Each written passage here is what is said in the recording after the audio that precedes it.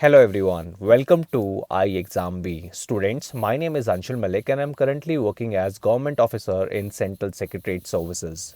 Students, as you all know कि SEBI grade ए 2022 का जो नोटिफिकेशन है वो ऑलरेडी आउट हो चुका है और बहुत सारे आईटी एस्पिरेंट्स अभी भी इस दुविधा में हैं कि उन्हें इस अपॉर्चुनिटी की तैयारी करनी चाहिए या नहीं करनी चाहिए। स्टूडेंट्स, आज की वीडियो में मैं वो आपको 5 रीज़न देने वाला हूँ कि हर एक आईटी एस्पिरेंट को SEBI grade A 2022 IT officer बनने का सपना ज़रूर देखना चाहिए, उसके लिए मेहनत ज़रूर करनी चाहिए, क्योंकि ये बहुत इंपॉर्टेंट सेइंग है कि opportunity knocks the door only once.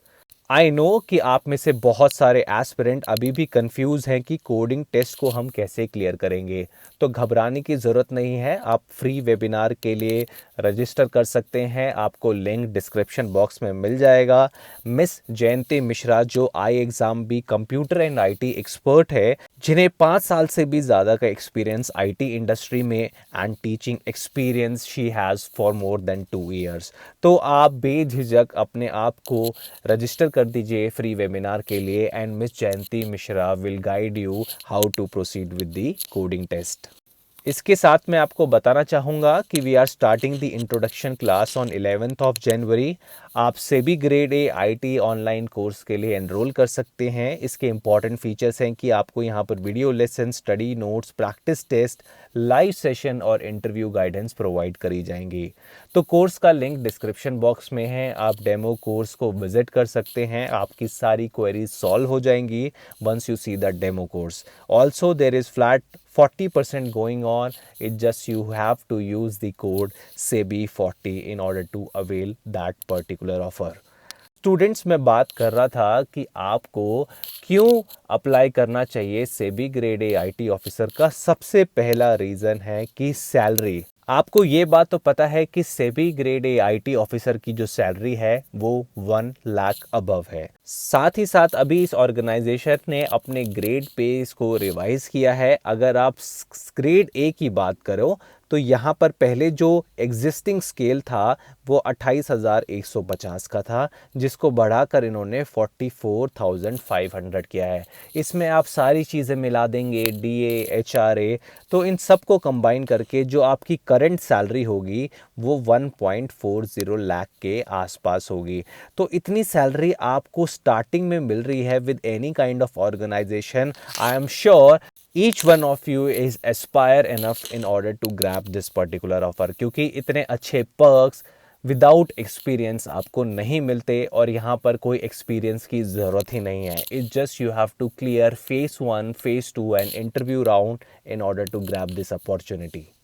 दूसरा इंपॉर्टेंट रीज़न मैं आपको बता चुका हूँ, this is the best job under this eligibility. आपको पता है इंफॉर्मेशन टेक्नोलॉजी फील्ड में 14 वैकेंसी सेबी ने रिलीज़ की हैं और अगर आप इसकी एजुकेशन क्वालिफिकेशन देखो तो बहुत सारे लोगों को अभी भी कन्फ्यूजन है। मैं बता देता हूँ कि यहाँ पर आपसे बैचलर डिग्री मांगी जाएगी। सबसे पहली बात, आपके पास बैचलर डिग्री होनी चाहिए in electronics and communication, electronics या फिर इंफॉर्मेशन टेक्नोलॉजी या फिर कंप्यूटर साइंस। तो इन सभी में अगर आपके पास बैचलर डिग्री है तो आप एलिजिबल है। दूसरा पॉइंट क्या है, या तो आप मास्टर इन कंप्यूटर एप्लीकेशंस हो, राइट, और किसी के पास नॉर्मल बैचलर डिग्री है पर उसके पास 2 साल का पोस्ट ग्रेजुएशन है इन कंप्यूटर साइंस और इंफॉर्मेशन टेक्नोलॉजी, तो आप इस जॉब के लिए एलिजिबल हैं। तो यही एलिजिबिलिटी क्राइटेरिया है जो मैंने आपको अभी 3 पॉइंट्स में समझाया है। So according to me this is the best job under this eligibility और आपको इसके लिए तैयारी ज़रूर करनी चाहिए। तो इम्पॉर्टेंट डेट्स आपको ऑलरेडी मालूम है, नहीं भी मालूम है तो अभी ऑनलाइन विंडो खुली हुई है। 24 जनवरी तक आप अप्लाई कर सकते हैं। फेज़ 1 एग्ज़ाम 20 फरवरी को, फेज़ 2 एग्ज़ाम आपका 20 मार्च को और paper 2 of phase 2 of information technology, क्योंकि आईटी का जो एग्ज़ाम है वो कोडिंग टेस्ट के रूप में लिया जाता है, वो 3 अप्रैल को कंडक्ट कराया जाएगा। इंटरव्यू की डेट्स अभी आउट नहीं हुई है, it's just you have to focus on phase 1 एंड फेज़ 2 ओनली। तीसरा इम्पॉर्टेंट रीज़न मैं आपको बताना चाहूँगा कि यहाँ पर कंपटीशन बहुत कम होता है। कंपटीशन कम होने का रीज़न क्या होता है कि वैकेंसीज़ कम निकलती हैं, तो लोग बहुत कम अप्लाई करते हैं। But this is a wrong approach. अगर मैं पिछले साल की बात करूं तो 22 वैकेंसीज रिलीज़ हुई थी एंड उसके अगेंस्ट सिर्फ 25,000 लोगों ने अप्लाई किया था, और 25,000 में से सिर्फ 218 लोगों ने फेस 1 को क्लियर किया था। और अगर आप सेबी के एग्ज़ाम पैटर्न को जानते हैं तो फेस 1 सिर्फ क्लियरिंग फेस है, जहां पर आपको सिर्फ मिनिमम 30 से 40% ही स्कोर करना पड़ता है।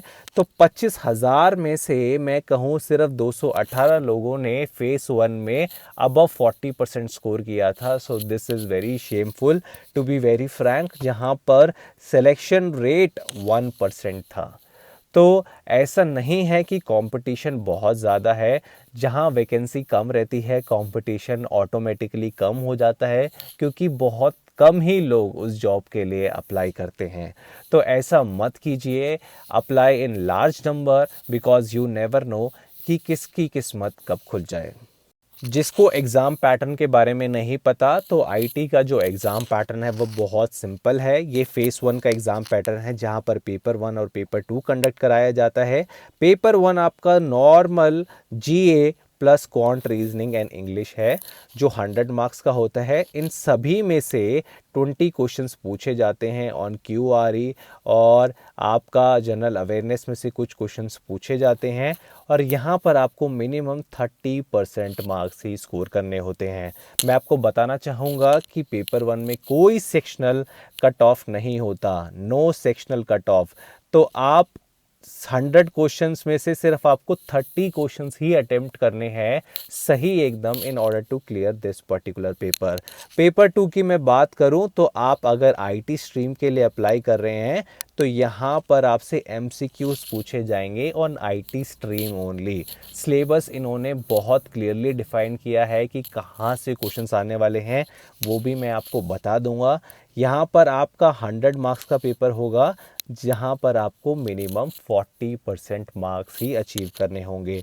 तो फेस 1 में आपको जो एग्रीगेट कट ऑफ है वो 40% है, और इतने ही मार्क्स अचीव करने हैं। तभी मैंने आपको बताया था कि सिर्फ 218 लोगों ने ही 40% मार्क्स को अचीव किया है। तो ज़्यादा से ज़्यादा नंबर में आप लोग अप्लाई कीजिए, बिकॉज़ यहाँ पर जो एप्लीकेशंस आती हैं वो कम आती हैं, कंपटीशन कम होता है, पर एग्ज़ाम को क्लियर करना बहुत ही इजी है। उसी तरीके से अगर मैं फ़ेज़ 2 की बात करूं तो फ़ेज़ 2 में भी 2 एग्ज़ाम होते हैं। पेपर 1 आपका इंग्लिश डिस्क्रिप्टिव टेस्ट होता है, जिसकी वेटेज 1/3 होती है। पेपर 2 आपका इंफॉर्मेशन टेक्नोलॉजी में कोडिंग टेस्ट लिया जाता है, जहां पर आपसे 3 लैंग्वेज पूछी जाती हैं, C++, जावा एंड पाइथन। ये 100 मार्क्स का टेस्ट होता है, और यहाँ पर 180 मिनट आपको दिए जाते हैं, और मिनिमम कट ऑफ इन्होंने 40% मेंशन की है, और इसका वेटेज 2/3 है। तो पेपर 1 का वेटेज 1/3 और पेपर 2 का जो वेटेज है वो 2/3। और आपको पता है ये एग्ज़ाम आपका अप्रैल में है, अभी आपके पास बहुत टाइम है। किसी की भी कोडिंग वीक है तो आप फ्री वेबिनार के लिए रजिस्टर कर सकते हैं, and miss Jayanti Mishra will guide you how to proceed और how to approach the coding test. तो उसकी आप बिल्कुल मत लीजिए। For your ease and convenience यहाँ पर मैंने फेस 1 का सिलेबस लगा दिया है वेटेज वाइज। तो इन्होंने अपने नोटिफिकेशन में ही साफ साफ मेंशन कर दिया था कि किस किस टॉपिक का कितना कितना वेटेज होगा, और उस टॉपिक में से कितनी चीज़ें पूछी जाएंगी। तो ये सिलेबस है, जस्ट गो थ्रू इट। आप वीडियो को पॉज करके सिलेबस देख सकते हैं। इन सभी में से आपसे एमसीक्यूज पूछे जाएंगे। और अगर मैं फेज़ 2 की बात करूं तो मैंने आपको बताया था कि जो लैंग्वेज टेस्ट होगा वो C++, जावा एंड पाइथन के ऊपर होगा। उनके टॉपिक्स भी इन्होंने मेंशन किए हैं कि किस टॉपिक में से आपको प्रोग्रामिंग कॉन्सेप्ट्स आपके चेक किए जा सकते हैं। तो ये एक इम्पॉर्टेंट चीज़ है, जहाँ पर उन्होंने वेटेज भी मेंशन किया हुआ है। तो आप इसको बड़े ध्यान से पढ़ें। स्टूडेंट्स, आई होप कि आपको आज का वीडियो समझ में आया होगा। आपके कोई भी क्वेरीज़ हो हमें बताइए, हम उसको सॉल्व करने की कोशिश करेंगे। एंड इसी तरीके से आई एग्ज़ाम बी के साथ बने रहिए। And thanks for watching I exam B.